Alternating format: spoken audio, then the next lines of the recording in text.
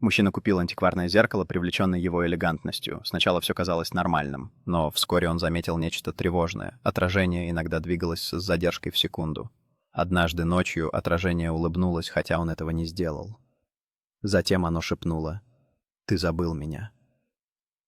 Воспоминания нахлынули. Авария больницы, брат-близнец, о котором ему сказали, что он умер. Зеркало треснуло. На следующее утро в комнате остался только один человек. Зеркало ничего не показывало. Разбитое антикварное зеркало с трещинами, которые расползаются по его поверхности, отражает искаженные фрагменты комнаты, свет отбрасывает жуткие узоры. Мужчина стоит один в пустой комнате, печаль на его лице. Когда он смотрит на разбитое зеркало в воздухе, витает чувство утраты и осознания.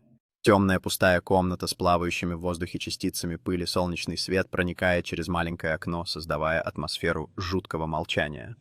Рука мужчины тянется к разбитому зеркалу, слегка дрожит, когда он сталкивается с реальностью своего потерянного брата и забытых воспоминаний.